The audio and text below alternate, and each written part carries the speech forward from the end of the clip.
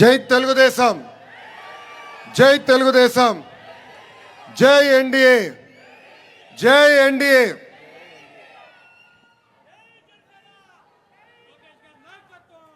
EVM అయినా ballot అయినా గెలుపు కూటమిదే. 9 నెలల్లో అధికారంలోకి రావటమైనా 9 నెలల్లో సంక్షేమ అభివృద్ధి చేసి చూపించినా అది ఒక తెలుగుదేశం పార్టీ వల్లనే సాధ్యం. ఆనాడు 9 నెలల్లోనే తెలుగుదేశం పార్టీని అధికారంలోకి తీసుకొచ్చిన విశ్వవిఖ్యాత నట సార్వభౌమ స్వర్గీయ శ్రీ నందమూరి తారక రామారావు గారు 9 నెలల్లోనే రాష్ట్రానికి అభివృద్ధి సంక్షేమం ఏంటో చేసి చూపించిన పేదల నాయకుడు, మన ప్రీతమ నాయకుడు చంద్రబాబు నాయుడు గారు. వేదికమైన పెద్దలందరికీ పేరు పేరున నా హృదయపూర్వక నమస్కారాలు నేను తెలుపుకుంటున్నాను. ఈ విజయం ఒక చరిత్ర. పార్టీ ఆవిర్భావం తర్వాత మొదటిసారి 5 గ్రాడ్యుయేట్ ఎమ్మెల్సీలు గాను 5 గ్రాడ్యుయేట్ ఎమ్మెల్సీలు తెలుగుదేశం పార్టీ కైవసం చేసుకుంది. గౌరవ అధ్యక్షుల వారితో చర్చించినప్పుడు గెలుపు కాదు, భారీ మెజారిటీతో గెలిస్తేనే ఇది ఒక గెలుపు అని ఆనాడు చెప్తాం జరిగింది. ఈరోజు ఇక్కడి నుంచి నేను చెప్తున్నా, గుంటూరు కృష్ణ గ్రాడ్యుయేట్ ఎమ్మెల్సీగా 82,000 మెజారిటీతో గెలిచారు మన ఆలపాటి రాజేంద్ర ప్రసాద్ గారు. ఈస్ట్ వెస్ట్ గోదావరి గ్రాడ్యుయేట్ ఎమ్మెల్సీగా 77,500 ఓట్ల భారీ మెజారిటీతో గెలిచారు మన రాజశేఖర్ గారు. ఈరోజు నేను గర్వంగా చెప్తున్నా, కౌన్సిల్లో పులిల్లాగా మన ఎమ్మెల్సీలు పనిచేస్తున్నారు. ఇంకొక 2 నాయకులు ఈరోజు కౌన్సిల్కి రాబోతాం. నిజంగానే చాలా చాలా ఆనందంగా ఉంది. ఇంత విజయాన్ని అందించిన గ్రాడ్యుయేట్లకి, గెలుపు కోసం పనిచేసిన గౌరవ శాసనసభ్యులు, మంత్రివర్యులు, జోనల్ కోఆర్డినేటర్లు, ప్రత్యేకంగా నాకు ప్రాణ సమానమైన కార్యకర్తలకి పేరు పేరున నా హృదయపూర్వక ధన్యవాదాలు తెలుపుకుంటున్నా. ప్రజలు కొట్టిన దెబ్బకి పులివెందుల ఎమ్మెల్యే ఇంకా కోలుకోలేదబ్బా. ఆయన కొత్త పేరు పెట్టిన వన్ డే ఎమ్మెల్యే. ఏంటది? ఒకరోజు ఎమ్మెల్యే. ఒకరోజు ఎమ్మెల్యే అసెంబ్లీకి కరెక్ట్గా ఒకరోజు వచ్చి వెళ్ళిపోతాడబ్బా. ప్రజలు ఆయనకి ప్రతిపక్ష హోదా ఇవ్వలేదని తెలిసినా అసెంబ్లీకి వచ్చి ఒక్కరోజు నాకు ప్రతిపక్ష హోదా ఇవ్వండి అని చెప్పి వెళ్ళిపోతాడు. ఎక్కడికి వెళ్తాడు? బెంగళూరుకి పారిపోతాడు. అందుకే ఆయన తెలుసు, గ్రాడ్యుయేట్ ఎమ్మెల్సీలో క్యాండిడేట్ పెడితే డిపాజిట్ రాదని. అందుకే క్యాండిడేట్ పెట్టే దమ్ము ధైర్యం లేకుండా ఈరోజు ఆ పార్టీ వెనక్కి వెళ్ళిపోయింది. 2023 ఎన్నికల్లో జరిగిన గ్రాడ్యుయేట్ ఎన్నికల్లో మనం విజయం ఎట్లా సాధించామో మీ అందరికి తెలిసిందే. అప్పుడు గ్రాడ్యుయేట్ ఎన్నికల్లో ఏకంగా ఒక గేమ్ చేంజర్గా మారింది. ఆ ఎన్నికలతో రాష్ట్ర రాజకీయ పరిస్థితులు కూడా మారిపోయినాయి. పార్టీ ఆవిర్భావం తర్వాత మొదటిసారి 8 నెలలు ముందుగానే క్యాండిడేట్లు మనం ప్రకటించుకున్నాం. ఒక వెస్ట్ రాయలసీమ గ్రాడ్యుయేట్ ఎమ్మెల్సీగా రామ్ గోపాల్ రెడ్డి గారేమి, ఈస్ట్ రాయలసీమ గ్రాడ్యుయేట్ ఎమ్మెల్సీగా ఒక కంచర్ల శ్రీకాంత్ గారేమి, ఉత్తరాంధ్ర గ్రాడ్యుయేట్ ఎమ్మెల్సీగా చిరంజీవి గారేమి ఆ రోజు ఒక ఘన విజయం సాధించారు. ఆ ఎన్నికల దెబ్బకే వైకాపా దిమ్మ ఆనాడే తిరిగింది. ఆ రోజు నుంచే సీన్ రివర్స్ అయింది. కట్ చేసి ముందుకు చూస్తే 164 సీట్లతో ప్రజాప్రభుత్వం ఆంధ్ర రాష్ట్రంలో ఏర్పడింది.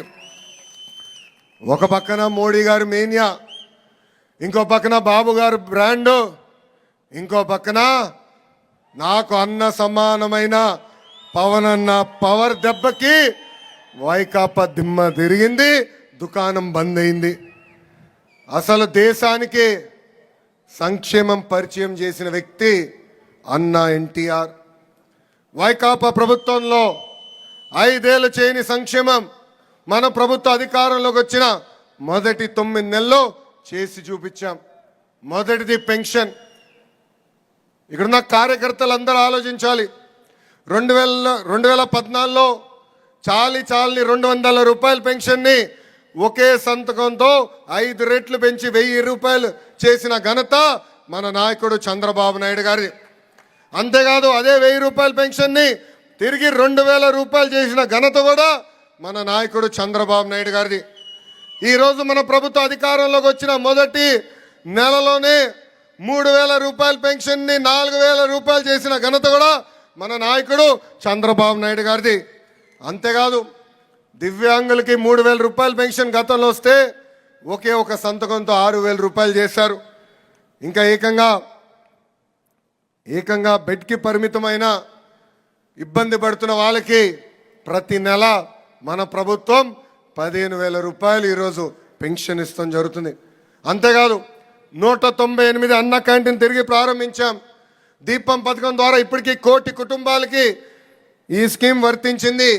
వచ్చే మే మాసంలో తల్లికి వందనం కింద ఎంతమంది బిడ్డలున్నా చదువుకుంటున్న బిడ్డలకి 15,000 రూపాయలు మన ప్రభుత్వం అందజేయబోతుంది. అంతేకాదు మే మాసంలో అన్నదాత సుఖీభవ కింద రైతులు కూడా డబ్బులు అందజేసే బాధ్యత మన ప్రభుత్వం తీసుకోబోతుంది.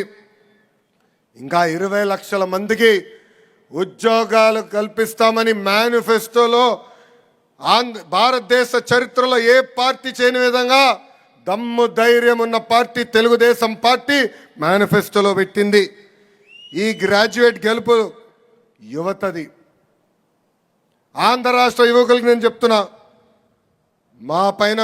మాకు మీరు బాధ్యత పెంచారు.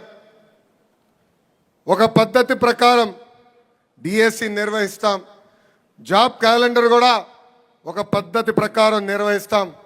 అంతేకాదు ఈ నెల అంటే మార్చి నెలలోనే 16,347 టీచర్ల పోస్ట్ భర్తీ చేసే మెగా డిఎస్సి కూడా మన అనౌన్స్మెంట్ చేసి గతంలోనే చేశాం. ఇప్పుడు ఏకంగా ఆ కార్యక్రమం కూడా అంటే నోటిఫికేషన్ ఇస్తాం. ఇప్పటికే 6,78,000 కోట్ల పెట్టుబడి తీసుకొచ్చాం. ఆ పెట్టుబడుల ద్వారా దాదాపు 4,28,000 మందికి ఉద్యోగాలు కల్పించడానికి అవకాశం రాబోతుంది. ఒక టీసీఎస్ కానీ, ఆసిలర్ మిత్తల్ కానీ, ఎన్టీపీసీ గ్రీన్ కానీ, బీపీసీఎల్ కానీ, రిలయన్స్ ఇండస్ట్రీ కానీ, ఎల్జీ ఎలక్ట్రానిక్స్ కానీ ఇలా అనేక పరిశ్రమలు ఆంధ్ర రాష్ట్రానికి మన ప్రభుత్వం తీసుకొచ్చింది. ఇంకా గత ప్రభుత్వం తీసుకున్న చెత్త నిర్ణయాలు కూడా మనం రద్దు చేస్తాం జరిగింది. దాంట్లో భాగంగా ల్యాండ్ టైటిలింగ్ యాక్ట్ మనం రద్దు చేశాం. చెత్త పైన వేసే పన్ను కూడా మన ప్రభుత్వం రద్దు చేసింది. ఇంకా మత్స్యకారులకి ఉపాధి దెబ్బతీసే జియో 217 కూడా మన ప్రభుత్వం రద్దు చేసింది. కేంద్రంలో ఉన్న ప్రధానమంత్రి నరేంద్ర మోడీ గారి సహకారంతో ఎప్పుడు లేని విధంగా మన రాష్ట్రాన్ని మనం అభివృద్ధి చేసుకుంటున్నాం. గతంలో మనం చూసాం అమరావతి పనులు వేగంగా జరిగే సమయంలో అడ్డంగా పడుకుని పనులని ఆపేశారు. ఆగిపోయిన పనులు కూడా తిరిగి ఈ నెలలో ప్రారంభిస్తున్నాం. దానికి కేంద్ర ప్రభుత్వం 15,000 కోట్ల రూపాయలు సహాయం చేశారు. ఇంకా పోలవరం పనులు కూడా దారెక్కింది. మొన్నే నిర్వాసితులకి 1,000 కోట్ల రూపాయలు మన ప్రభుత్వం అందజేసింది. గతంలో మూసేస్తున్నారు.